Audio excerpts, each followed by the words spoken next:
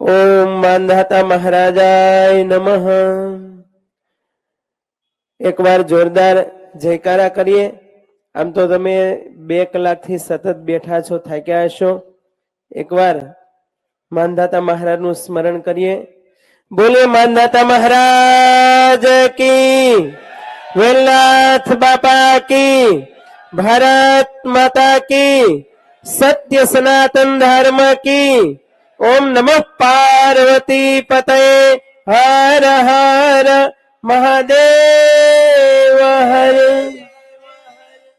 આજે ઠાકોર અને કોળી એકતા મિશન દ્વારા આયોજિત સમાજ ઉત્થાન માટેનું જે આજે સંગઠન ભેગું થયું છે, ઘણા સમાજના આગેવાનો આવ્યા છે।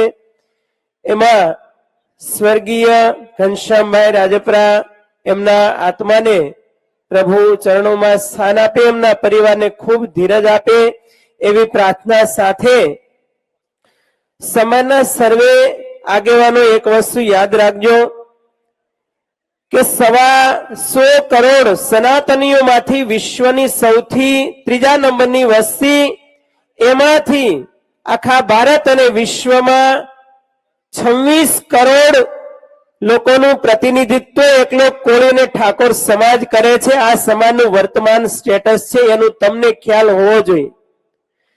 અને આખા ગુજરાતમાં 40% પ્રતિનિધિત્વ, 2.5 કરોડનું પોપ્યુલેશન ને 1.5 કરોડનું સૌથી મોટું જંગી વોટિંગ પાવર અને 80 લાખ ઘર ધરાવે છે એવો આ કોળી અને ઠાકોર સમાજ છે।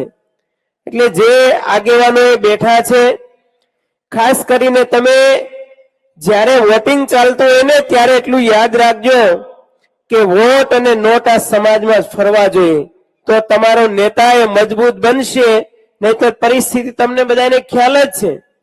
અને આખા વિશ્વમાં 3 પ્રકારના પોપ્યુલેશન કોમ્યુનિટી હોય છે। એક ન્યાયને સહન કરનારી કોમ્યુનિટી, બીજી કોમ્યુનિટી અન્યાયનું પોષણ કરનારી રહી છે, અને ત્રીજી કોમ્યુનિટી એ અન્યાયને જડ મૂળમાંથી ઉખેડીને ફેંકી ના દે ત્યાં સુધી એ બેસતી નથી। અને મને એમ લાગે છે કે એ સમય હવે આવી ગયો છે કે જ્યાં જ્યાં અન્યાય થતો હોય ત્યારે એને કોઈ સહન નહીં કરી શકે। અને એમ આ કામમાં મને એમ લાગે છે કે નેતાઓ કરતા પણ સૌથી મજબૂત કાર્ય કર્યું તો આ વકીલોની ટીમે કર્યું છે, અને જોરદાર તાળીઓથી વધાવો। જ્યારે જ્યારે જેની જરૂર પડે ત્યારે તમે કામમાં ના આવો તો શું કરવાના? અને એક બીજી વસ્તુ યાદ રાખજો કે આ સમાજના ખરેખર હમણાં જેમ ચિરાગે કીધું કે આ સમાજના હિત શત્રુઓ કોણ કોણ રહ્યા છે, અત્યાર સુધી સતયુગથી માંડીને અત્યાર સુધીનો આખો ઇતિહાસ તમે તપાસો ત્યારે તમને ખ્યાલ આવશે કે અમુક સાહિત્યકારો, લેખકો, કવિઓ, કથાકારો એ આ સમાજના ગદ્દાર હિત શત્રુઓ રહ્યા છે। હું તો વારે વારે કહું છું એની કથાઓ સાંભળવાનું બંધ કરી દો। તમારા મહાપુરુષોની કથા ન કહે, એને કવિતામાં ન લે, એને સાહિત્યમાં વર્ણન ના કરે અને તમારા ઇતિહાસો દબાવી દેવામાં આવે। કોણ જાણતું હતું ઉધમસિંહ જલનડાયલને યુકેની ધરતી ઉપર જઈને આ દેશના શત્રુને ગોળીથી ધરબી દીધો તો કોણ જાણતું હતું? ઝલકારીબાઈનો ઇતિહાસ હમણાં આવ્યો। વીર તાનાજી, કેટલા એવા મહાપુરુષો થયા છે જેનું સ્મરણ મારણ તમારે કરવું રહ્યું। અને બીજું કે આ સમાજના હિત શત્રુઓ અમુક સંગઠનો ને પાર્ટીઓ પણ રહી છે। હું ખૂબ જિમ્મેદારી પૂર્વક કહું છું, આપ યાદ રાખજો। અમુક તમને મીઠા મીઠા શબ્દો કહી અને તમને પોઝિશનમાં મૂકી દેશે। એટલે આગેવાનો તો બધા એકદમ અમને તો મોટા મોટા પદ આપી દીધા એટલે તમે શાંત થઈ જશો, અને ઈ લીડર પાછો એની નીચે દોડાયેલા એને પણ શાંત કરી દે છે। અને બને છે એવું કે તમે આંદોલન ન કરી શકો, તમે ક્રાંતિ ન લાવી શકો, બગાવત ન કરી શકો, એટલા માટે આવા પોઝિશનો આપી દેવામાં આવે છે। પરંતુ યાદ રાખજો કે જ્યાં સુધી તમે પાવરમાં નહીં આવો ત્યાં સુધી કોઈ કાર્ય સિદ્ધ નહીં થઈ શકે। એટલા માટે જરૂર છે આ સંગઠનો, આ મીટિંગો થાય.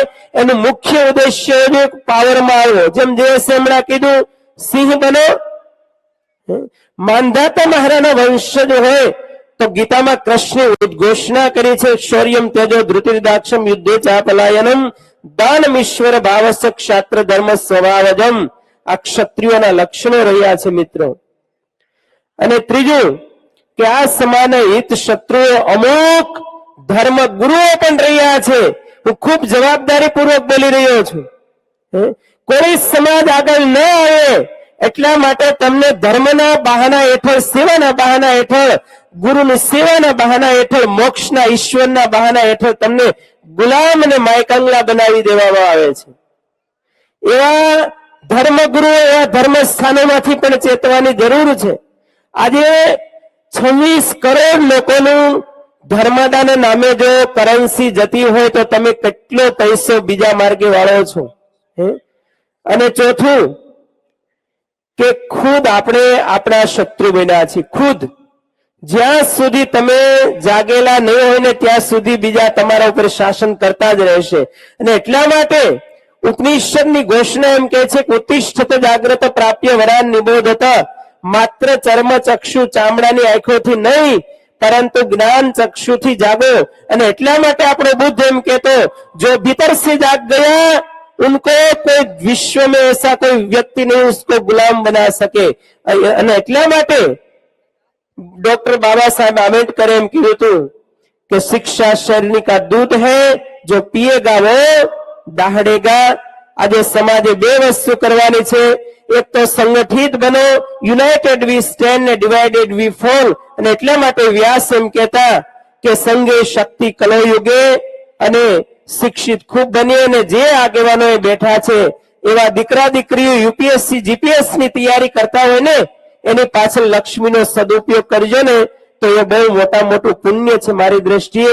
ફરીથી આ વિછિયાની ધરતી ઉપરથી એક સમાજની ક્રાંતિ માટેનું બ્યુગલ ફૂંકાણું છે.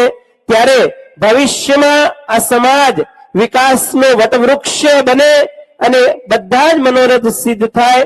અને ખાસ કરીને આજે ચહેરાઓ યુવાનોના છે ત્યારે બધા યુવાનોને પણ ખૂબ ખૂબ ધન્યવાદ. ક્યારે શાંતિકારી નહીં બનતા, આપણો સમય ક્રાંતિકારીનો છે. એવા યુવાનો ફરી બધા ક્રાંતિકારી બનતા રહે એવી શુભકામના સાથે બોલીએ માનદાતા મહારાજ કી